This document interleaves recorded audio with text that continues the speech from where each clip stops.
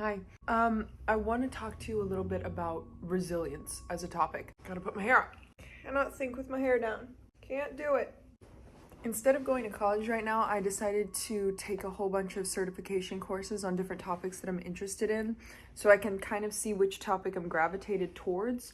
And right now I'm taking a neuroscience course, which I'm learning a lot about and I'm really enjoying.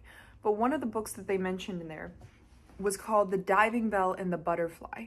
And you're probably like, what does that even mean? What is a diving bell? What is a butterfly? You probably know what a butterfly is. If you don't know what a butterfly is, what are you, in kindergarten? Why are you watching my videos, you kindergartner? Go play outside. Or what do kids do nowadays? iPads? This book is about someone named Jean-Dominique Baudy, who was the editor of French Elle. He suffered a massive stroke and it left him in something referred to as locked-in syndrome, which is basically your body is paralyzed, but you still have brain activity and brain waves. So you are alive, but you cannot move your body and you cannot speak. And the only part of his body that he had control over was his left eye. So he wrote this entire book by blinking. A nurse would hold up lines of texts, A through Z, and he would blink. 1 for A, 2 for B, 3 for C, that kind of thing. And he was able to write this entire book just by that. And I can't even open it yet because I know that once I read this book, it's going to transform me and the way that I see myself and the way that I see my character. Because truly stories like this of people who overcome insurmountable odds to achieve something, they get me, right? Like the David Goggins story where he overcome like huge physical odds, huge mental odds, running a super long distance in really high heat, becoming a Navy SEAL, going through multiple hell weeks, that kind of thing. Or we hear about people like, oh my God, what is her name? Dr. Jasmine Paris was the first woman to ever complete the Barkley Marathons, which if you don't know what the Barkley Marathons are, just go watch it because my God, they're insane. I mean, there's also Albert Einstein who didn't receive good grades in his beginning years of school. Like he didn't get good grades at all. And he came on to become who he is today, right? Same with Stephen King. He was rejected by like 30 different publishers before he actually got published. And he almost gave up on being a writer altogether because he was just so frustrated.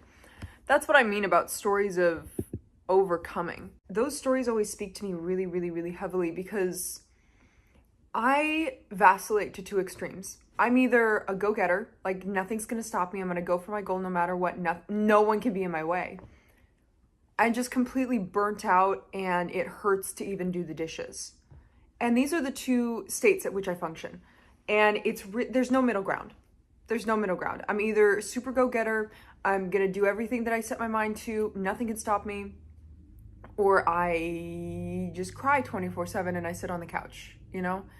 So that's just what life is for me. But I'm in go-getter mode right now. I've been accomplishing a lot of things and I'm really proud of the progress I've made in my own life. But stories like this just make you take account of how many excuses you've told yourself over the years. Because this is a man who only has the use of his left eye, and you fucking bet that he is using the ability of his left eye to his best ability to make sure that his voice is heard, to make sure that his life is given a voice, to make sure that his story is told. And I don't know, it just makes you take stock of your excuses. It really does, because what are you doing, Bailey? You want to write a book, but are you writing anything every day? You have complete use of both of your hands, voice technology, voice to text technology, all this time on your hands, the use of both your eyes, and yet you keep all your stories locked in here. You could get hit by a bus tomorrow and no one would ever know them. You say that you want to run marathons, yet you sit inside and you're like, oh, it's cozy in here, it's really cold, I'll go tomorrow. Tomorrow is not promised. Tomorrow, anything could happen that could bar you from getting in the way of running. You have time today. You have a chance today, and you're wasting it because you think you have time. You think that your excuses are more powerful than finding that deep, deep inner fire that wants you to push. And I know once I read this book, I'm going to get really mad at myself. I really do, because you can't say that you want something unless you're actively taking steps towards it. You can want something really, really bad, but the only thing that's going to get you there is action. And so many people think that, oh, the desire to get there, or the desire to have that thing happen to me, or the desire to reach this goal is what's going to bring it towards me. No. The amount of effort you put towards reaching that goal is the amount of effort that's going to come back to you. And I've lived enough and I've accomplished enough to know that that is absolute truth.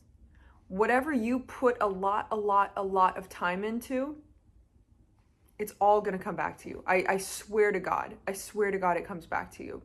There's never been anything in my life where I was like reaching really hard for a thing, working really hard for something. I really, really wanted something and I'm putting myself out there. I'm trying, that it didn't all come back to me eventually.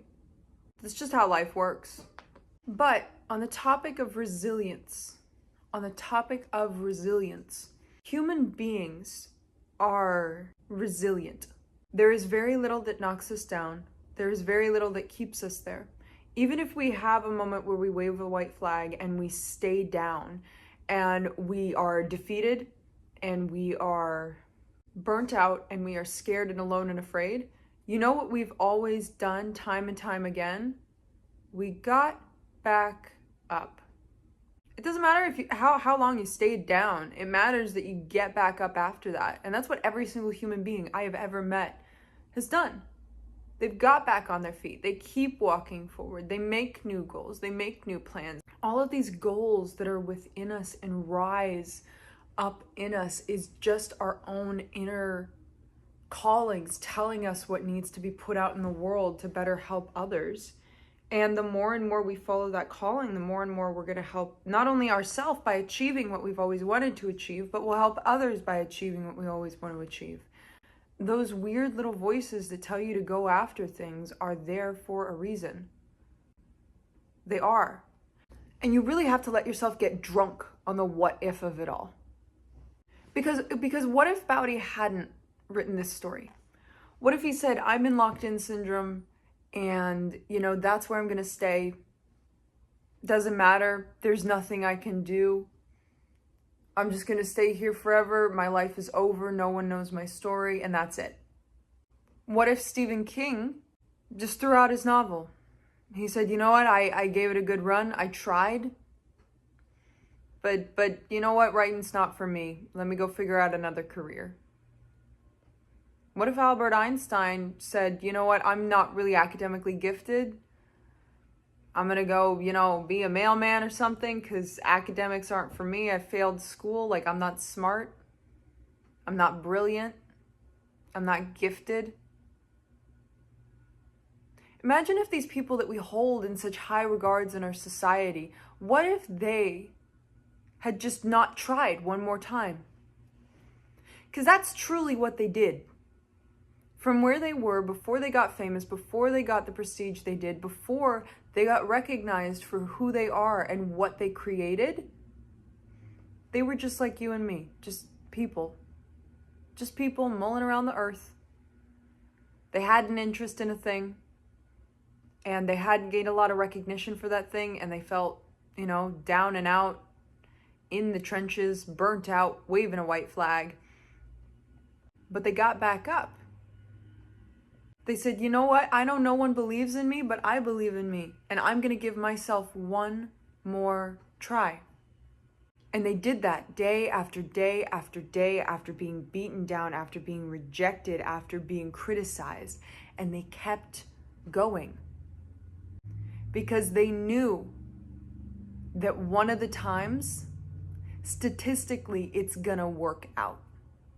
They bet on themselves, they put that hard work in and see how it turned out. You just have to keep going down the path. You have to keep trying. You have to keep putting yourself into it. You have to keep working on your vision and what you want to do. And you have to be resilient with it. If you want to put something out into the world, if you want to create something for the world to see and hear and be a part of, you have to bet on yourself. And you can't let anything stand in your way.